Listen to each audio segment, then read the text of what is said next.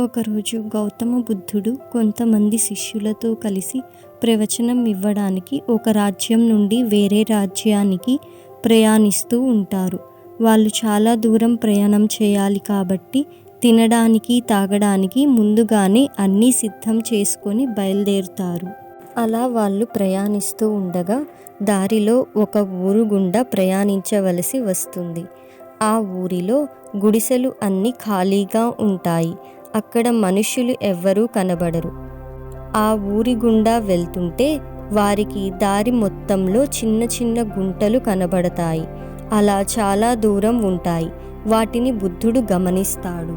మిగిలిన శిష్యులకు ఆ గుంటలు అలా ఎందుకు తవ్వి ఉన్నాయో అర్థం కాదు. వాళ్ళల్లో వాళ్ళు చర్చించుకుంటారు కానీ ఎవ్వరికీ ఏమీ అంతుపట్టదు. చివరికి వాళ్ళల్లో ఒక శిష్యుడు ధైర్యం చేసి బుద్ధుణ్ణి ఇలా అడుగుతాడు, గురువా, ఈ దారిలో ఇన్ని గుంటలు ఎవరు తవ్వి ఉంటారు? ఒకవేళ తవ్వినా ఎందుకు ఇన్ని చోట్ల తవ్వారు అని అడుగుతాడు. అప్పుడు గౌతముడు, ఈ ఊరిలో ఉండే జనం తవ్వారు. వారు ఇక్కడ నీటికి కూడా కరువు రావడంతో ఈ ఊరు వదిలి వేరే ఊరు వెళ్ళిపోయారు.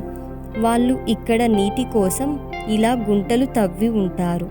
ఒకటి తవ్వితే అక్కడ నీరు రాకపోయేసరికి అది వదిలేసి ఇంకొకటి తవ్వారు. అక్కడ రాకపోయేసరికి అది వదిలేసి ఇంకోటి, ఇలా తవ్వుకుంటూ పోయారు. వాళ్ళు కష్టపడ్డారు కానీ సహనం చూపించలేదు అని అంటాడు. దానికి శిష్యులు, అంటే ఎలా గురూజీ అని అడుగుతారు. అప్పుడు గౌతమ బుద్ధుడు, వాళ్ళు కష్టపడి ఇన్ని గుంటలు తవ్వారు. అలా కాకుండా వాళ్ళ కష్టానికి కొంచెం సహనం జోడించి ఒక చోటే గుంట తవ్వి ఉంటే వాళ్ళకి నీరు ఖచ్చితంగా దొరికేది. అలాగే వారు ఊరు వదిలి వెళ్ళే సిచ్యువేషన్ వచ్చేది కూడా కాదు అని అంటాడు. అప్పుడు శిష్యులు, ఓ అవును, నిజమే కదా అని అనుకుంటారు. ఇలాగే మనలో కూడా చాలా మందికి ఈ పేషెన్స్ ఉండదు. మనం ఏదైనా పని స్టార్ట్ చేసామా, వెంటనే రిజల్ట్ వచ్చిందా సరే, లేకపోతే వేరే పనికి షిఫ్ట్ అయిపోతాం. కానీ మనం ఫెయిల్ అయిన పనిలో మనకంటే ముందు ఇంకా చాలామంది సక్సెస్ అయిన వాళ్ళు ఉంటారు. వాళ్ళల్లో మనలో డిఫరెన్స్ ఒక్కటే, అదే పేషెన్స్. మనం కూడా హార్డ్ వర్క్ చేస్తాం కానీ అది ఒక పనిలో చేయము, చాలా పనులలో చేస్తాం. చివరికి నేను అనుకున్నది ఏదీ అవ్వలేదు, నేను ఏమీ చేయలేను, నేను ఏది చేసినా అందులో నాకు ఫెయిల్యూరే వస్తుంది. ఇలా మనల్ని మనమే డౌన్ చేసుకుంటాం. కానీ ఇప్పటి నుండి అలా కాదు.